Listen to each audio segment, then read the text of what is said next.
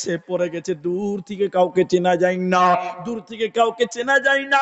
তখন বলছেন বর্ণনাতে, দূর থেকে কাউকে দেখা যায় না, কিন্তু দেখতে পাচ্ছি কালেমার পতাকা, ইসলামের পতাকা তখন উত্তোলিত হয়ে আছে, তখন কালেমার ঝান্ডাটা উঁচু হয়ে আছে। যে দেখলাম একজনকে কাফেররা দুটি হাত কেটে টুকরো টুকরো করেছে, এরপরও ইসলামের পতাকা, কালেমার পতাকা দাঁত দিয়ে কামড়ে উত্তোলন করেছে, দাঁত দিয়ে কামড়ে উত্তোলন করে রেখে দিয়েছে, এই জমিনে পড়তে দেয় না। এই জন্য সাহাবীরা মুমিনরে তারা জান এবং মাল উভয় দিয়ে দ্বীনকে বাঁচাবার জন্য তারা আল্লাহর রাস্তায় লড়াই করেছে। তাই আমার আল্লাহ বলছেন, আল্লাযীনা আমানু ওয়া হাজারু ওয়া জাহাদু ফি সাবিলিল্লাহ বিআমওয়ালিহিম ওয়া আনফুসিহিম, যারা ঈমান আনলো আর হিজরত করলো আর আল্লাহর রাস্তায় জান এবং মাল দিয়ে লড়াই করলো, এরাই হলো প্রকৃত কামিয়াব, এরাই সফল, এরাই হলো সাকসেস। ভাইয়া, আল্লাহর শহীদের মতের আশা দিলে রাখতে হবে। আল্লাহ তুমি আমাকে শহীদের মরণ দাও, শহীদের তামান্না দিলে রাখেন। আল্লাহ কত সুন্দর কথা বলেছেন জিহাদের ব্যাপারে। আমরা দুর্বল কেন? আমরা দুর্বল কেন? আমাদের ভিতরে ঈমান নাই। দেখবেন সাহাবীদের, দেখবেন তবুকের যুদ্ধে যাবেন, কাফেররা অনেক লোক, সাহাবীরা অল্প কিছু লোক। আল্লাহ রাসূল চিন্তায় পড়ে গেলেন, কি হবে আজকের যুদ্ধে। রাসূলের একটা খুব ভালো গুণ, একটা স্পেশাল গুণ, যখন সাহাবীদেরকে যুদ্ধে পাঠাতেন, যতক্ষণ চোখের আড়াল না হতেন রাসূল দাঁড়িয়ে দেখতেন আর দোয়া করতেন। তো কাফের 1 লক্ষ ছিল। তো ভয় পাচ্ছেন আল্লাহ রাসূল, কি হবে। উমার, আজকে আমরা জিততে পারবো তো? উমার বলছে, হুজুর সব সাহাবীকে বসে থাকতে বলেন, আমি একাই যাব। সুবহানাল্লাহ বলুন, একাই যথেষ্ট আমি। কত সাহস বুকে! দেখেন, একটা উদাহরণ দিচ্ছি, আপনারা বসেন।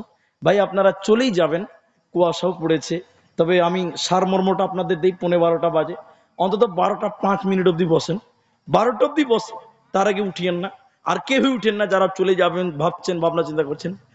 একজন বলছে যে মাওলানা, এই যে সাহাবীরা 10,000, কোথাও 1300, কোথাও এর অল্প অল্প সংখ্যক সাহাবী, আর কাফেররা 30,000, 1 লাখ, 1.5 লাখ পর্যন্ত, রোম সম্রাট 1.5 লাখ সৈন্য পাঠিয়েছিল, তো মুসলমানেরা তাও জয় লাভ করেনি?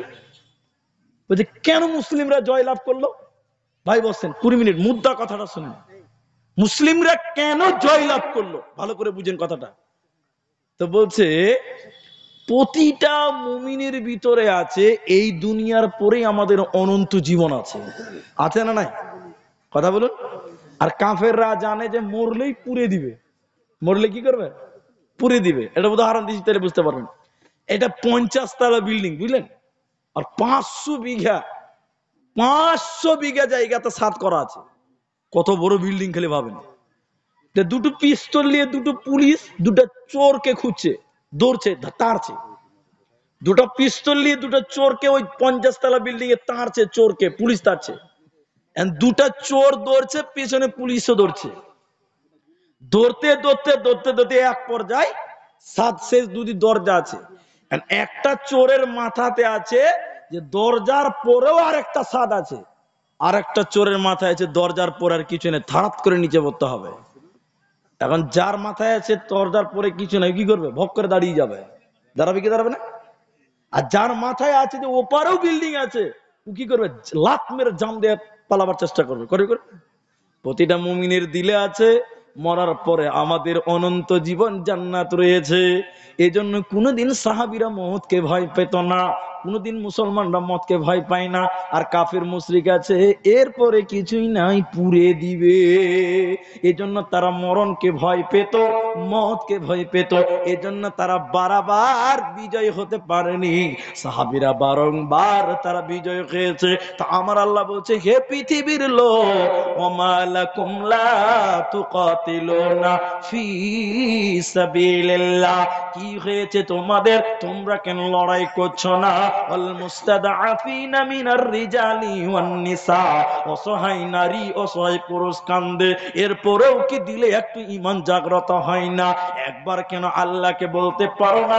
আল্লাহ বলছেন, পৃথিবীর লোক, ফালিয়াবুদু রাব্ব হাযাল বাইত, আল্লাহর ঘরে একবার ঢুকে ওই প্রতিপালক আল্লাহকে বলে দাও, তোমার দোয়া যদি কবুল করে মুসলিমরা লাঞ্ছিত হবে না, হবে না। আজকে ফিলিস্তিনের মুসলমান মরছে, আর আমরা এখান থেকে বলছি ওরা শিয়া, বলছি তারা শিয়া। আসামে এনআরসি হয়, এখান থেকে বলি আমরা তারা ওয়াহাবি। গুরাতেই কথাটা ধরেছি, আপনারা মনে রেখেছেন কিনা? আসামে মুসলমান মরে তখন তুমি বলো তারা ওয়াহাবি, মায়ানমারে মুসলমান মরে তখন তুমি বলো তারা অন্য জাতি, আর তুমি এখানে বসে বসে নিজেকে বড় পরেজগার দাবি করো। আল্লাহ বলছেন, মরবে তো একা মরবে না, সবাইকে মরতে হবে। সতর্ক হয়ে যাও, সাবধান হয়ে যাও, আল্লাহর রুজ্জুকে শক্ত করে ধরো। প্রতিটা মুসলিম তোমরা সবাই ভাই ভাই, দিলে একটু দরদ রাখো, আর তোমরা জাগ্রত হও। নাহনুল্লাযীনা বায়াউ মুহাম্মদ আলাল জিহাদি মা বাকিনা আবাদা, আমরা তো সেই বীরের জাতি, আমরা তো সিংহের জাতি। তুমি সিংহের জাতি, বিড়াল হলে কেন ভাই? দিলে জিহাদ রাখো। জিহাদ অনেক রকম আছে। সর্বোপরি কোরআনের একটা আয়াত আপনাদের সামনে তুলে দিয়ে আমি আপনাদের এই মসজিদের জালসা, জুমা মসজিদ নাকি স্যার? জুমা মসজিদ তো, জুমা মসজিদের জালসা আমি আপনাদের কাউকে উঠতে মানা করেছি, অন্তত 12টা 5-10 অব্দি বসবেন, কেউ উঠবেন না। টাকা যদি না দেন তাও বসবেন। আমার মারা যারা বসে আছেন এই রাত অব্দি 12টা পর্যন্ত, তারাও বসে থাকেন। আমি আপনাদের একটা কথা আপনাদের বোঝাবার জন্য বলছি, শুনেলেন। আল্লাহ রাসূল বলছেন, আল মুসলিমু মান সালিমাল মুসলিমুনা মিন লিসানি ওয়া ইয়াদি।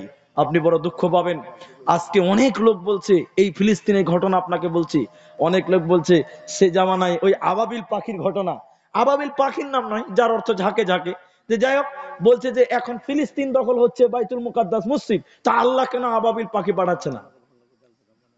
আবাবিল পাখিটা কেন আল্লাহ পাঠাচ্ছে না? ঝাঁকে ঝাঁকে পাখি পাঠাচ্ছে না? আরে বেকুব, আল্লাহ আবাবিল পাখি পাঠাবে কেন? যখন প্রয়োজন ছিল তখন পাঠিয়েছিল। এখন পৃথিবীতে 57-58টা মুসলিম দেশ থাকতেও যদি আল্লাহকে আবাবিল পাঠাতে হয়, তাহলে তোদের বেঁচে থেকে কোনো লাভ আছে? যখন রসুলের সেই যুগে, অতি যুগে, আব্দুল মুত্তালিবের জামানায়, যখন সেই বাইতুল মুকাদ্দাস আপনার নাউজুবিল্লাহ কাবাকে ভাঙতে এসেছিল আব্রাহার নির্দেশে, আল্লাহ তখন ঝাঁকে ঝাঁকে পাথর নিক্ষেপ, পাখি নিক্ষেপ করে তাদেরকে ধ্বংস করেছিল।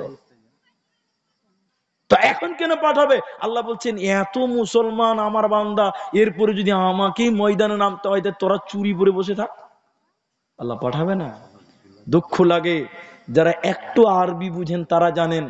সোশ্যাল মিডিয়াতে দেখছিলাম, অন্তরটা কেঁপে গেছিল সেদিন ভিডিওটা দেখে।